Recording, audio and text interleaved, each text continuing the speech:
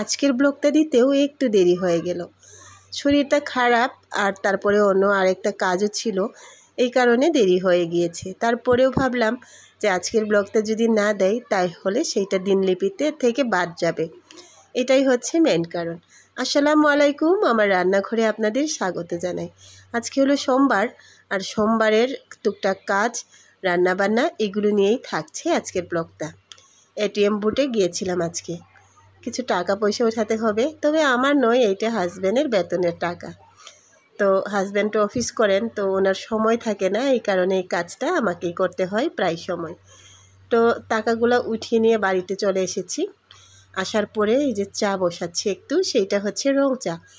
একটু লং, এলাচ, তেজপাতা, দারচিনি এগুলো দিয়ে এই চাটা বানাই।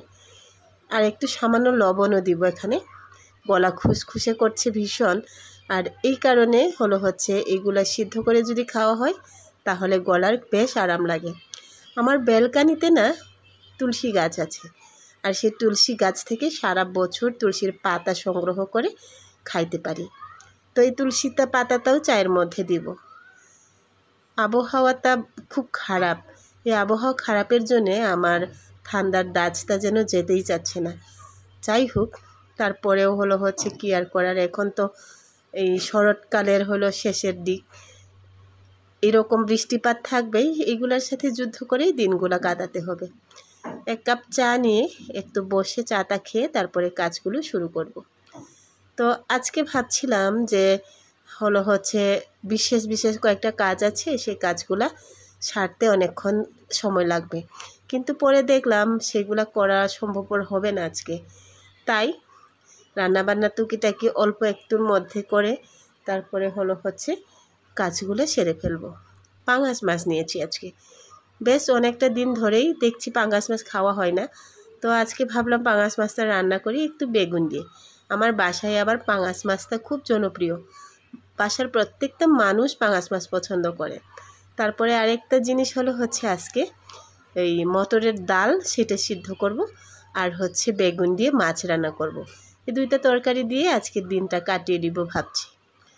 তো এই কাজগুলো করতে করতে এই যে পানি ধরা হয়, বা সারা দিন পানির ভিতরেই থাকতে হয় ধরতে গেলে, রান্নাবান্না 3 বেলা রান্নাবান্না, আবার অন্যান্য টুকিটাকি কাজও আছে, সেগুলো করতে করতে অনেকবার পানি ধরা হয়।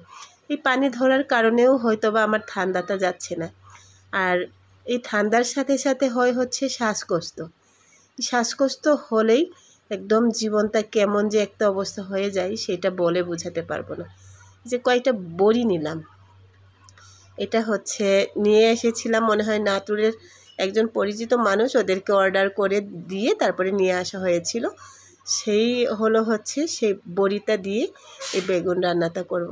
আমার এই বেগুন রান্নায় বা মাছের যে কোনো ঝোল তরকারিতে বড়ি দিয়ে খাইতে কিন্তু ভীষণ ভালো লাগে।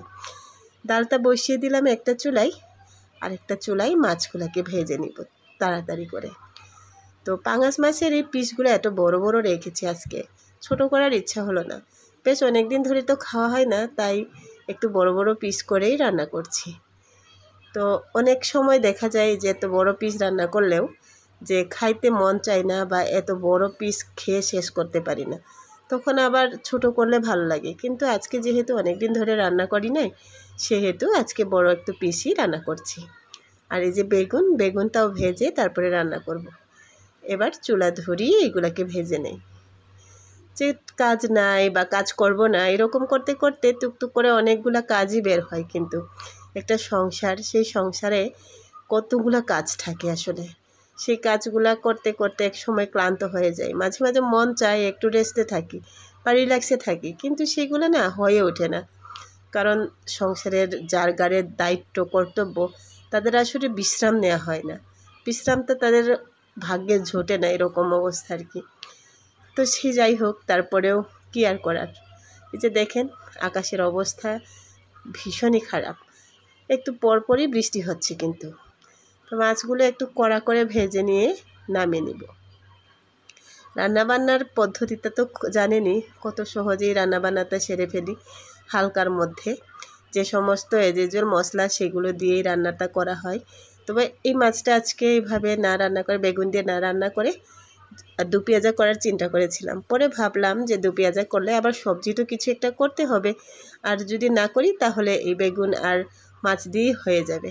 তাই অনেকগুলো চিন্তা ভাবনা করতে করতে এই বেগুন দিয়ে মাছ রান্না করলাম। আবার অনেক আপুদেরকে বলতে শোনা যায় বা বলে যে পাঙাশ মাছ দিয়ে সবজিতে ভালো লাগে না, কিন্তু আমাদের তো না সবজি দিয়েও খাইতে ভালো লাগে, জানেন, ভীষণই ভালো লাগে, কি আর বলবো।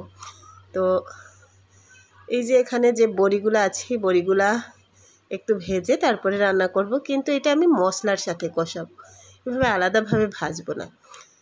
তো রান্নাটা বসিয়ে দিয়েছি অলরেডি। মরিচ আর কালো জিরা ফোড়ন দিলাম। এই মরিচ আর কালো জিরা ফোড়নে বেগুনের তরকারিতে কিন্তু বেশ ভালো লাগে, একটু আদা রসুন বাটা। তো এই তরকারিতে পেঁয়াজ ব্যবহার করছি না, আর ঝোল তরকারিতে একটু বেগুন বা কাঁচা কলা এই সমস্ত সবজির সাথে যদি কালো জিরা দেয়া হয় তাহলে সেই জিনিসটা ভীষণই ভালো লাগে। এবার মশলার সাথে বড়িগুলাকেও কষিয়ে নেব। এখানে দুই ধরনের বড়ি ছিল, একটা হলো সাদা আর একটা ছিল লাল। লাল যেটা সেটা হচ্ছে মসুরি ডালের, আর সাদা যেটা সেটা মাসকলাই ডালের। তো ভেজে নিলাম, আর এখানে মশলা দিয়ে দিচ্ছি হলুদ, মরিচ আর ধনিয়ার গুঁড়া। এবার এই মশলাগুলোকে ভালো করে কষিয়ে নিয়ে এর মধ্যে বেগুনটা দিয়ে দিব। তো বেগুনটা দিয়ে এবার কষিয়ে নিতে হবে একটু সামান্যই, বেশি কষাতে হবে না, কারণ বেগুন আগে থেকেই ভাজা। এটা আরেকটা জিনিস হতো, যদি আমি কষিয়ে পানিটা ফুটিয়ে বেগুনটা দিতাম তাও হতো, কিন্তু ভাবলাম মশলার সাথে একটু ভালো করে কষিয়ে নিয়েই পানিটা দেই, এই চিন্তা করে একটু কষিয়ে নিচ্ছি। আলু ব্যবহার করছি না, কারণ আলুটা এত বেশি খাওয়াটাও ভালো না শরীর স্বাস্থ্যের জন্যে, এই কারণে আলুটাকে অ্যাভয়েড করার চেষ্টা করি। খুব কম সময়ে আলু খাওয়ার চেষ্টা করি। যখন আলু খাই তখন মনে মনে চিন্তা করি শুধু শর্করাই যাচ্ছে শরীরের ভিতরে, কোনো ভিটামিন যাচ্ছে না। এই শর্করা তো ভাতেও পাই আমরা। যাই হোক, বলক চলে এসেছে, এবার ভাজা মাছগুলো দিয়ে দিব। এই যে আমার এই টুকিটাকি সাধারণ রান্নাবান্না আপনাদের সাথে শেয়ার করি, আপনারাও আসেন, আমাদেরকে অনেকগুলা কী করেন, উৎসাহ দেন, বেশ ভালো লাগে। কিন্তু আপনাদেরকে নিয়েই ইউটিউবীয় পরিবার, তো আপনারা যদি সাথে থাকেন তাহলে খুব ভালো লাগে। আমি আপনাদের সাথে থাকার চেষ্টা করি। আর আমার রান্নাটা প্রায় এর মধ্যে কমপ্লিট হয়ে গেছে। এবার এই ডালের দিকে তাকাই। এখানে ডালে একটু লবণ, একটু মরিচ আর হলো একটু হলুদের গুঁড়া দিয়ে এটাকে সিদ্ধ করে নিচ্ছি। এটার পানি অবশ্য শুকিয়ে নিব। এই হলো ডালের অবস্থা, আর এইটা হচ্ছে তরকারি। টেবিলে চলে এসেছি, এবার আজকে আপনাদের সাথে নিয়ে খাইতে বসে যাব। তো আজকে আমার এই ব্লগটা আপনাদের কেমন লাগলো, ছোট্টখাটো একটা ব্লগ, সেটা জানাবেন অবশ্যই। যদি ভালো লাগে একটা লাইক, একটা কমেন্ট করে দিবেন। খাইতে খাইতেই চলে যাচ্ছি। সবাই ভালো থাকবেন, সুস্থ থাকবেন। কথা হবে নতুন আরেকটা ভিডিওতে। সেই পর্যন্ত আল্লাহ হাফেজ, শুভরাত্রি জানাচ্ছি।